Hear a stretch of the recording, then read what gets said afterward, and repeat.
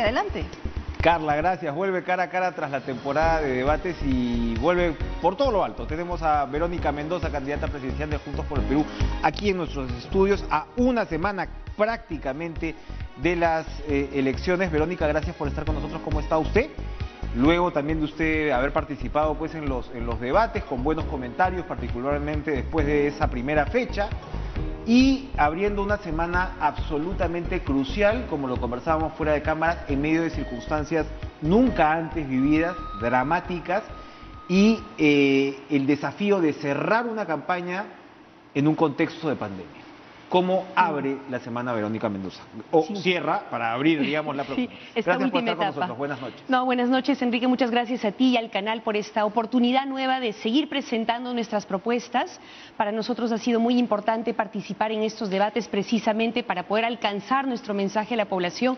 Te lo comentaba también fuera de cámaras, hemos sido una de las organizaciones políticas que menos publicidad ha tenido en términos de franja electoral. De hecho, esto es algo que creo que hay que corregir en adelante.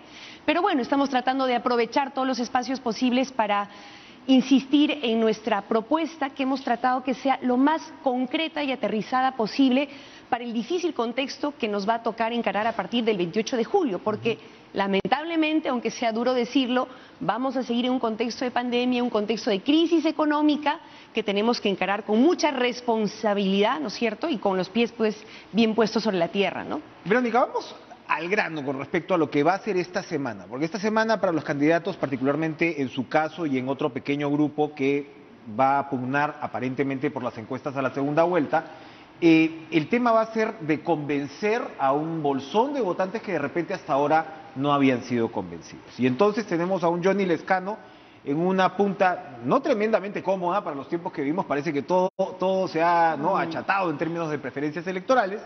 Pero hay, según Datum, 5 candidatos que pugnan por entrar a la segunda vuelta. Usted está dentro de ese grupo. Hay encuestas que le han dado mejores porcentajes.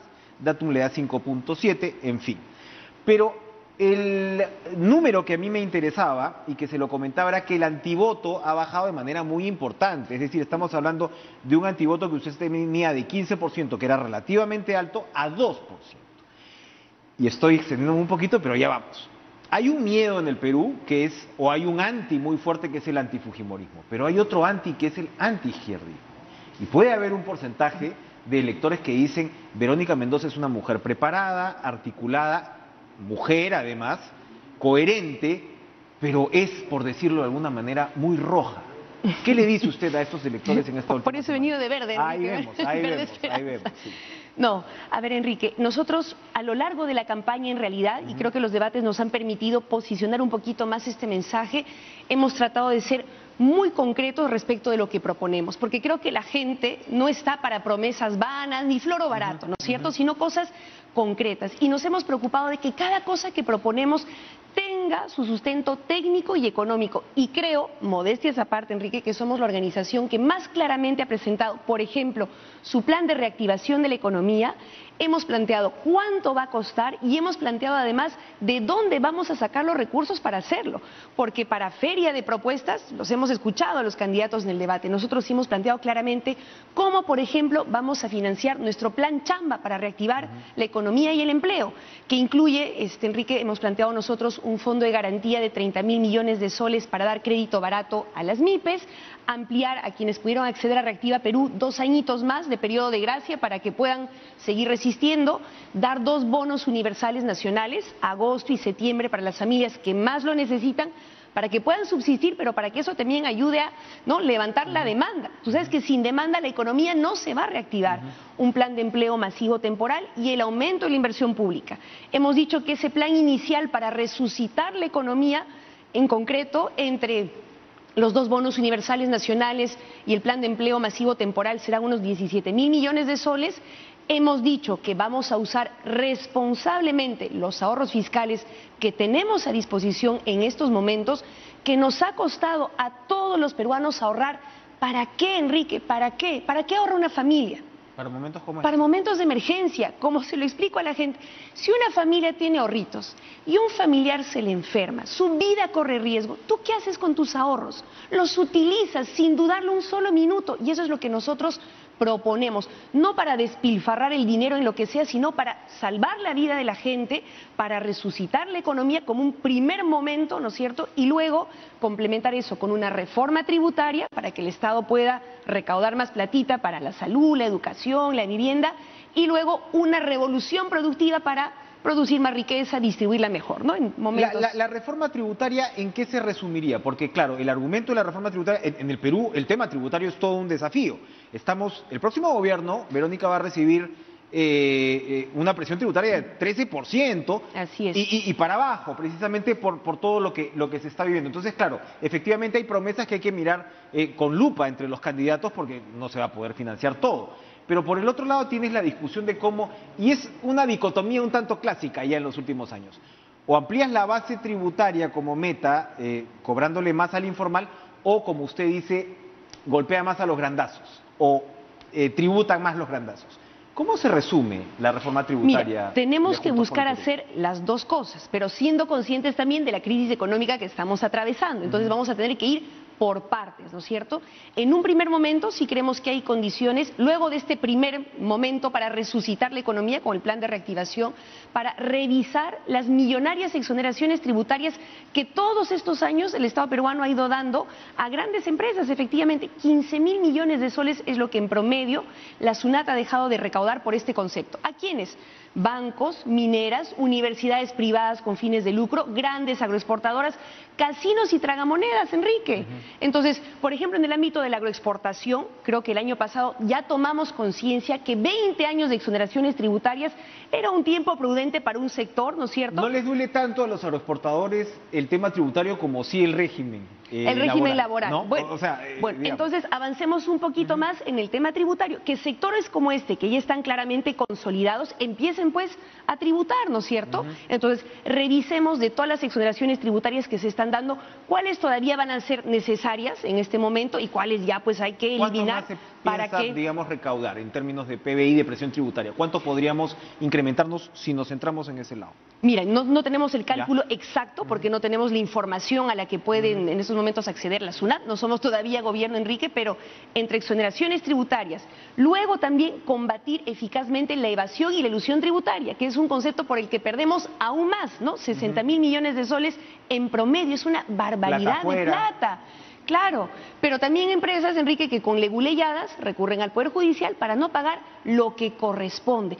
Tú recordarás, Enrique, que se aprobó, ¿no es cierto?, una norma antielusión que la CONFIEP, lobby de por medio, impidió que se aplicara, se ha vuelto a poner sobre la mesa y hay que asegurar que se haga efectiva para que la SUNAT pueda cobrar lo que corresponde. Eso es lo que estamos planteando, Enrique. No nuevos tributos, ¿no es cierto?, ni quitarle o expropiarle su plata a tal o cual, sino cobrar... Sino con el tablero, digamos, de juego que tiene el Ejecutivo, ajustar, Así digamos... es, cobrar lo que corresponde. Y finalmente, sí hemos planteado, Enrique, un único impuesto adicional, un impuesto a los multimillonarios del país. Y aquí quiero aclarar que no se trata de quitarle a la gente su platita, que aunque la mayoría, la verdad, ya agotó sus ahorros, ¿no es cierto?, sino a la gente que tiene fortunas acumuladas de más de 100 millones de dólares, que pongan el hombro también para salir de esa crisis, como lo han planteado multimillonarios de otros países, como lo ha recomendado Enrique, el Fondo Monetario Internacional, ¿no es cierto? Entonces a nosotros nos dicen chavistas, pero resulta que quienes están apoyando nuestras propuestas son el Fondo Monetario Internacional, que le ha dicho al Estado peruano, usa tus ahorritos fiscales para salir de la crisis, implementen impuestos a las grandes fortunas para poder recaudar más. Otro de los ejes que usted ha estado manejando y que también levanta el anti, por momentos, es el tema estatista. Desde el anti usted dice, no, es redimensionar el espacio público, darle la importancia que se merece. Pero, por ejemplo, hace algunos días los periodistas de TV Perú participábamos en un taller organizado por el CIES y la experta en ese caso decía que su propuesta de nacionalización del oxígeno era inviable, no se iba a poder hacer. Y más que entrar en el detalle de eso, a lo que quería ir era, ¿usted no confía demasiado en las capacidades del Estado peruano? Cuando uno se acerca al Estado peruano, pues sabe no solamente las limitaciones que hay en términos burocráticos, en términos, Verónica, de un Estado que no conversa entre sí, de un Estado que funciona en compartimentos estancos. Y hay que decirlo también con cierto dolor, la calidad en los recursos humanos en muchos casos de especialidad dentro del Estado son bien básicas. ¿No confía demasiado Verónica Mendoza en la capacidad del Estado peruano? A ver, ahí diferenciemos dos cosas, ¿no? Una es la necesidad de efectivamente reformar el Estado para hacerlo más eficiente, como bien planteas tú, propiciar un diálogo entre los distintos sectores, niveles, niveles, ¿no? Central, regional y local. Y otra cosa es entender cómo podemos poner al servicio de la nación los recursos y las riquezas que sí tenemos, Enrique. Quiero tomar el ejemplo del gas. Nosotros hemos hablado de la necesidad de nacionalizar el gas. ¿Qué significa eso? Significa que podemos, en una alianza con el sector privado, seguir extrayendo el gas, ¿no es cierto? Que el sector privado extraiga y distribuye el gas, pero es el Estado el que en representación de los peruanos decide qué se hace con ese gas. Y nuestra decisión, y a quien he consultado están todos de acuerdo, ese gas prioritariamente se destine al consumo nacional, a la masificación, para que la gente pueda tener gas barato en sus casas, para el transporte público, para tener una fuente de energía más limpia, más barata, para la industria nacional. Así de simple y sencillo. ¿Eso implicaría expropiaciones? No, te lo acabo de comentar. No implica expropiación necesariamente. Podemos con el sector... Puede seguir en alianza con el privado, entonces... Perfecto. El privado sigue ganando también sus utilidades, pero ese gas se queda aquí. No te lo llevas a México, a Japón, a Europa, lo consumimos los peruanos. ¿Por qué, Enrique? Porque las familias ya no dan más de un balón que en plena pandemia ha subido a 50, 55 soles. De acuerdo, Verónica, pero una cosa es el consumo que los peruanos tienen derecho a tener efectivamente y una masificación que no ha llegado efectivamente, pero otra cosa es confiar en la capacidad empresarial del Estado, que es otro de los cuestionamientos que se le hace a su plataforma. ¿El Estado está muy por debajo de la capacidad empresarial que podría tener según su perspectiva? A ver, para seguir con el ejemplo del gas. Mira, yo soy de Cusco, de donde no solamente se extrae el gas de Camisea desde hace 15 años y se lo llevan por un tubo por nuestras narices y los cusqueños ni una sola gota de ese gas nos ha beneficiado, como ninguna de las regiones del sur. Hace cerca de 10 años que nos vienen anunciando cada año la licitación, ¿no es cierto?, de la masificación en 7 regiones, convocando al sector privado. Cada año la licitación se cae, Enrique, cada año, por confiar exclusivamente en el sector privado. ¿Por qué? Porque no hay un Estado que ciertamente hay que fortalecer y modernizar, pero que pueda conducir, planificar. ¿Qué estamos planteando nosotros en esta materia, por ejemplo?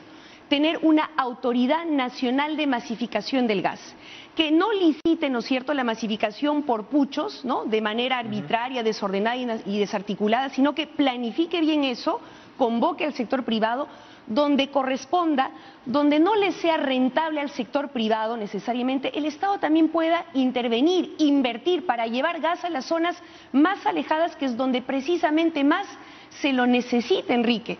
Eso se ha hecho en Colombia, donde el 70% de las familias tienen una conexión de gas en sus casas, con participación del Estado.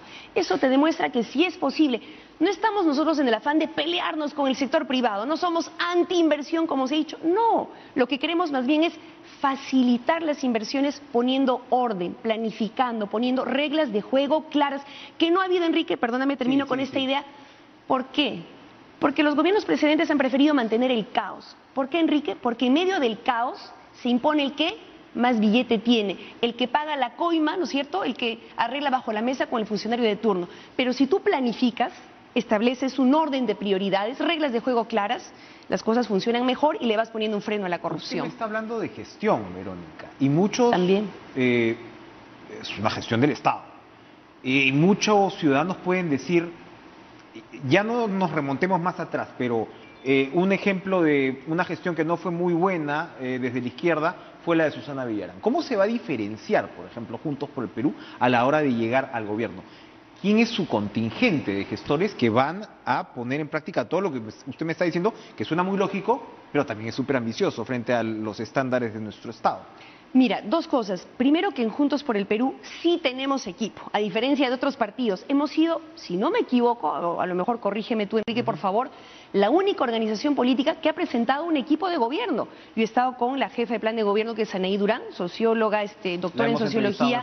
Así es que ha sido jefa de plan de gobierno. Además, estamos muy orgullosos de que una mujer haya presidido el equipo de gobierno. Pedro Franque, economista, que tiene también experiencia en gestión pública.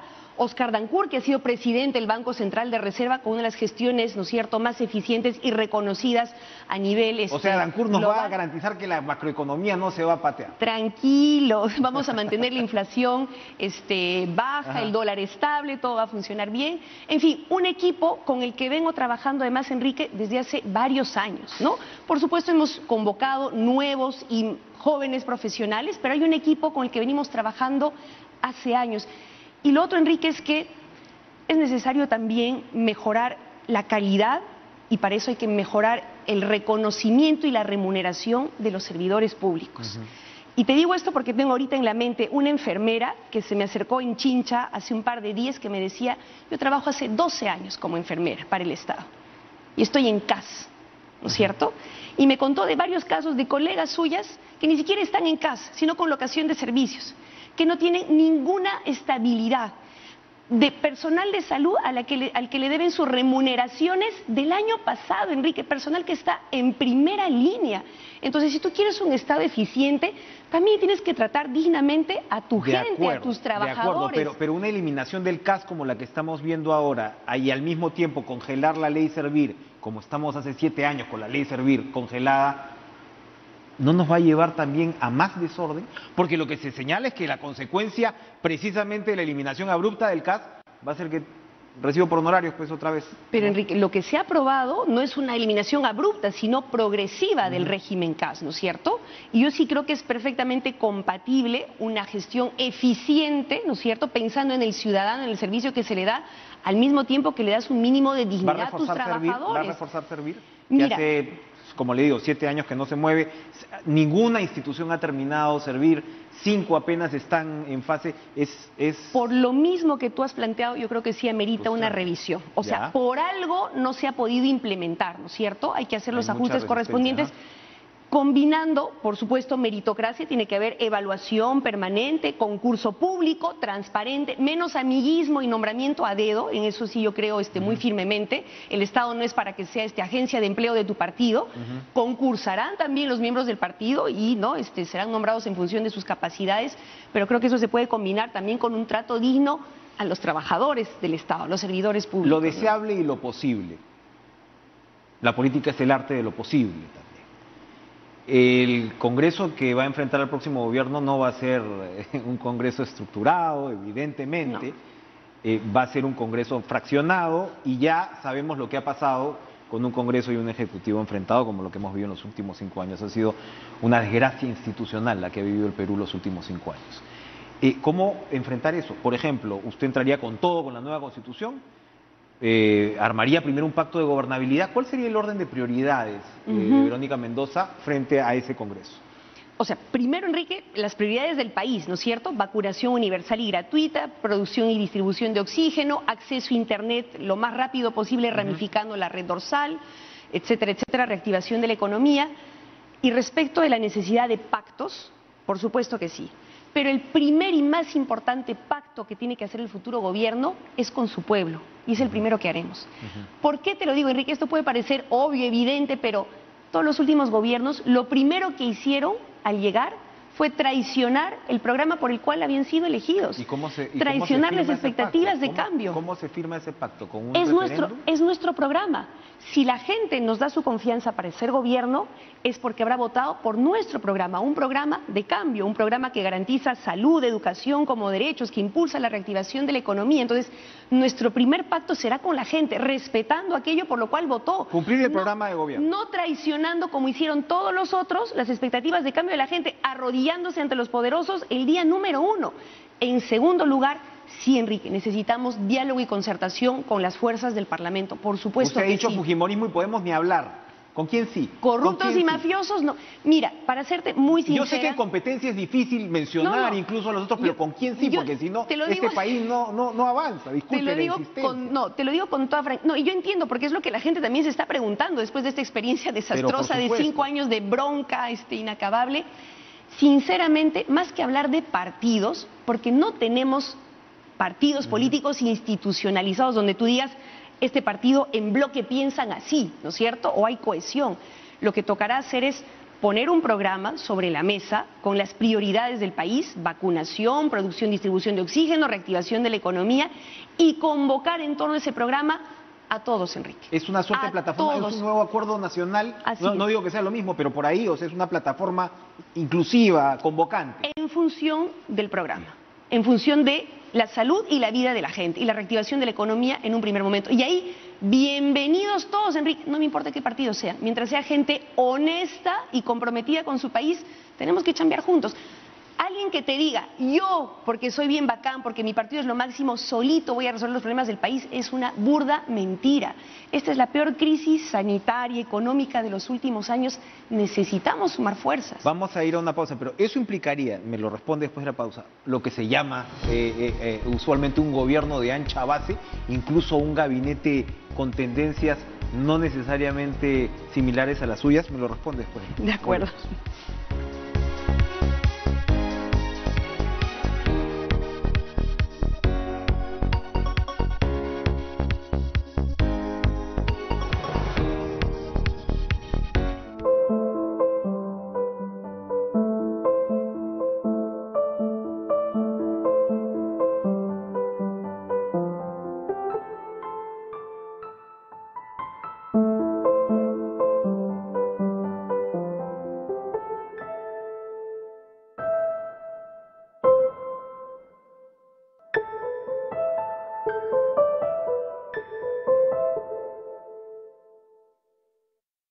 ¿Tú también eres miembro de mesa? Entonces eres un guardián de la democracia. Capacítate virtualmente, llega temprano el día de la elección y cumple con los protocolos de seguridad y prevención para que la jornada de votación sea segura. Pon todo de ti. El Perú te necesita hoy más que nunca, porque tu participación es clave. Y recuerda que luego de cumplir con tu labor, recibirás un incentivo de 120 soles. OMPE, Elecciones Generales 2021. Perú, vota seguro. Es sorprendente cómo ha pasado el tiempo. 15 días se volvieron 30, 60 y casi un año. Pero por más que haya pasado mucho tiempo, aún debemos seguir cuidándonos. Por eso, estamos aquí para hacerte un trato. Tú te sigues cuidando y nosotros seguimos cuidando tu ropa. Bolívar Active Care con fórmula balanceada que no solo limpia, sino que también cuida las fibras de tu ropa. Bolívar, cuidado más allá de la ropa. Donde Pame y Dani, el arroz es tapado, pero las buenas ideas se destapan. Como es Inca Kola de 2 litros retornable, que cada vez que la llevas a la bodega, la reusas y cuidas tu bolsillo, porque solo pagas por el contenido. ¡Qué buena idea! Inca Kola, con creatividad, el verano no para. Segunda ola. Llegó con más fuerza, haciendo que cada respiro nos cueste más. Por eso, el Grupo Romero sigue apoyando a muchas familias, como hace más de 130 años. Y ahora entregamos más de 1000 respiradores de uso personal, para que más familias tengan esperanza. Porque las familias juntas saldremos de esta. Respira y sigue Perú. Grupo Romero, una familia comprometida con las familias del Perú. Muchas cosas cambiaron, nuestra manera de pensar, nuestras costumbres. Incorporamos hábitos que ya forman parte de nuestra vida. ¿La pandemia? No hablamos de la pandemia. Estamos hablando del planeta, que la costumbre de cuidarlo dure para siempre. En San Luis lo estamos haciendo con nuestras botellas hechas 100% de otras botellas. Y con esta promo, debajo de las tapas de San Luis, busca y forma bicicleta. Hay cientos de bicicletas para que moverte de manera sustentable sea lo más normal del mundo. San Luis. Sapolio presenta Villanos Escondidos. Los villanos de tu casa son los microbios. Pero tú tienes un héroe en el que siempre has confiado. Limpia Todo Sapolio. Limpia Todo Sapolio es fabricado bajo estrictos controles de calidad, con fórmula antibacterial y una duradera maxi fragancia. Por su calidad, elige al héroe que no te va a fallar. Limpia Todo Sapolio. Limpieza eficiente. Decisión inteligente. Con Bolívar Active Care cuidas más tu ropa, porque gracias a su fórmula mantiene los colores de tus prendas mejor que otros detergentes aún después de varias lavadas. ¡Compruébalo! Donde Pame y Dani, el arroz es tapado, pero las buenas ideas se destapan. Como es Inca Kola de 2 litros retornable, que cada vez que la llevas a la bodega, la reusas y cuidas tu bolsillo, porque solo pagas por el contenido. ¡Qué buena idea! Inca Kola, con creatividad, el verano no para. La contienda electoral está en marcha. Conoce a fondo las opciones y propuestas de todos los candidatos y sus fórmulas presidenciales, porque este 11 de abril con tu voto informado, el rumbo lo trazas tú. Rumbo a Palacio, todos los domingos a las 8 de la noche, por TV Perú. Esta semana, Verónica Mendoza, Rafael Santos y José Vega. Estamos viendo Cara a Cara.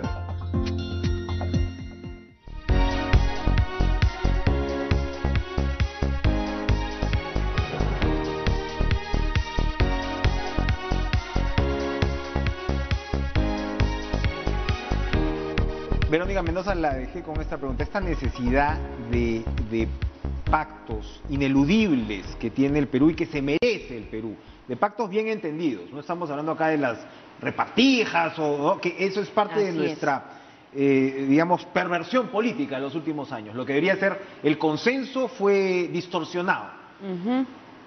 Ese pacto se traduciría en un acuerdo de gobierno. ¿Podría traducirse en un acuerdo de gobierno? ¿Hasta dónde se podría dar eso? A ver, aclaremos con quiénes y para qué, Ya, ¿no? por eso. Porque por lo general, como dices tú, Enrique, cuando se habla de un gran acuerdo, un pacto, siempre se piensa en un pacto en las alturas, ¿no? Entonces, la CONFIEB, los grupos de poder poniéndose de acuerdo o sometiendo al gobierno de turno. Yo no estoy hablando de eso, por si acaso. Como te dije hace un momento, primer y más importante pacto con la gente, cumpliendo lo que le hemos ofrecido, ¿no es cierto? Segundo, convocando a todos los sectores políticos, empresariales, honestos. Esa es mi condición, ¿no es cierto? Y que pongan por delante la salud y la vida de la gente. O sea, si alguien me va a venir a decir a mí, ¿sabes qué? Voy a hacer un pacto contigo, pero quiero que la salud siga siendo un negocio y no quiero que se tome el control de la producción y distribución de oxígeno para salvar la vida de la gente. Bueno, entonces hasta ahí nomás, ¿no? Chao. ¿Sabes qué? Voy a hacer un pacto contigo, pero no me cobres pues los impuestos que te debo. Entonces, ¿sabes qué? Chao. Entonces, lo digo por la experiencia que hemos tenido, Enrique, donde lo que ha ocurrido es que los últimos gobernantes han agachado la cabeza, se han arrodillado ante los poderosos. Y precisamente es tiempo de cambiar eso. En democracia quien manda es el pueblo y hay que respetar la voluntad popular. Y quiero responder también a tu pregunta anterior sobre la necesidad de una nueva constitución, de un nuevo pacto social. Yo sigo insistiendo en esto porque la gente lo demanda, Enrique, porque la crisis en la que estamos nos ha demostrado que no podemos seguir con las mismas reglas de juego, que también necesitamos repensar los valores que nos guían como nación. Vamos a seguir con el sálvese quien pueda, métele codazo al de lado para tú salvar tu vida, el lucro por delante, la ganancia por delante, o vamos a construir un nuevo pacto social que diga la vida por delante, el bien común por delante, el orden, la planificación. Eso es lo que creemos que debería incluir un nuevo pacto social, pero nuestra propuesta es en todo caso convocar a un referéndum constituyente, que sea el pueblo soberano el que decida si quiere o no una nueva constitución. No tiene por qué decidirlo la CONFIEB, los grandes poderes, no, el pueblo. Así es la democracia, ¿no es cierto? En democracia, ¿quién manda? El pueblo. En el momento de estar, digamos, montada, trepada en el caballo, en la silla presidencial, como se quiera decir, ¿cómo va a enfrentar las tendencias, lo que se dice que son las tendencias centrífugas de la izquierda? Las tendencias de la izquierda a dispersarse. Usted peleó por inscribir su partido, seguimos ese proceso, no se logró y ahora está en esta coalición, en Juntos por el Perú, que es una alianza. ¿Usted está segura que va a mantener amarrado a su sector? A ver, primero, mi organización política ya presentó las firmas para poder inscribirse, el jurado está revisando y esperamos en las próximas semanas o meses tener esa inscripción, que nada tiene que ver con el hecho de que convoquemos, articulemos, sumemos fuerzas. Es lo que siempre nos hemos planteado y en Juntos por el Perú hemos hecho un gran esfuerzo para sumar fuerzas con distintas organizaciones políticas, sociales, sindicales, colectivos de jóvenes, Nada de tiene mujeres. que ver con ganar o no la presidencia ahora también. Es decir, usted va a seguir al frente de su organización. Claro, es un acuerdo además, Enrique, que tú eres testigo, hemos venido construyendo mucho antes, ¿no? En la elección de enero 2020, en las elecciones locales y regionales anteriores, porque entendemos, o sea, nosotros estamos en política no para un carguito, sino para cambiar el país. Y para cambiar el país no basta un partido, un colectivo, necesitamos sumar fuerzas y en ese esfuerzo hemos estado y es lo que hemos consolidado en Juntos por el Perú. Mira, podremos tener matices, diferencias, pero todos hemos suscrito un programa de cambio y todos lo defendemos con la misma pasión y coherencia. No como en otros partidos donde el candidato presidencial dice una cosa y sus candidatos al Congreso dicen otra cosa, donde su plan de gobierno dice una cosa y el candidato dice otra cosa, ¿no es cierto? Como el impuesto a las grandes fortunas. El plan de gobierno del señor Lezcano dice impuesto a las grandes fortunas. Yo dije, excelente, una coincidencia, pero cuando le preguntan al señor Lezcano, él dice que no. En Juntos por el Perú hay coherencia entre lo que dice nuestro plan de gobierno, lo que dice la candidatura presidencial y lo que dice el equipo en su conjunto. Se nos ha terminado el tiempo, ya se nos ha ido media hora casi, y tengo muchas preguntas, pero voy a hacerle una, que es una suerte de pregunta ácida. Podría ser muchas, digo, pero es una pregunta ácida porque me parece fascinante. Estamos en TV Perú. TV Perú ha ido mutando de una televisión de lo que se llamaba el Estado a una televisión pública.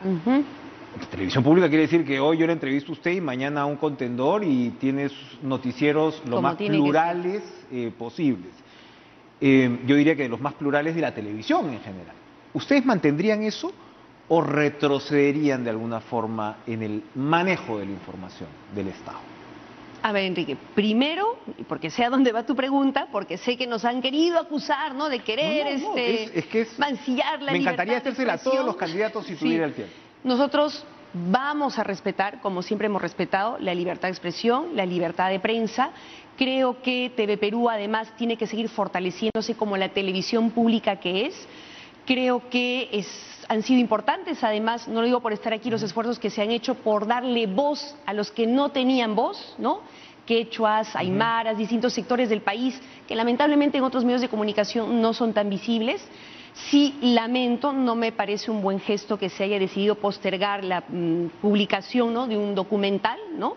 Nunca fue anunciado oficialmente por TV Perú, esas fueron las redes de los productores. Bueno, sería algo que en todo caso ameritaría ser aclarado, ¿no? Porque creo que TV Perú es una institución respetable y respetada, ¿no? Que nosotros vamos a, por supuesto, fortalecer. Sí hemos planteado, por ejemplo, Enrique, nuestro programa cultural, ¿no? Que sería importante darle una mayor posibilidad de difusión justamente a la producción peruana, ¿no? La producción de cine, documentales, tener una suerte de cuota de pantalla para poder promover un poquito más nuestra producción nacional. Bastante interesante. Muy bien. Muchas gracias, Verónica Mendoza. Mucha suerte en esta última semana crucial para las candidaturas y crucial, por supuesto, para el país. La democracia peruana merece superar esto que hemos vivido en los últimos 5 años. Se puede, Enrique. Hay esperanza, hay esperanza. Gracias, Verónica Mendoza, por estar con nosotros en nuestros estudios. Vamos a una pausa y regresamos con más en Cara a Cara.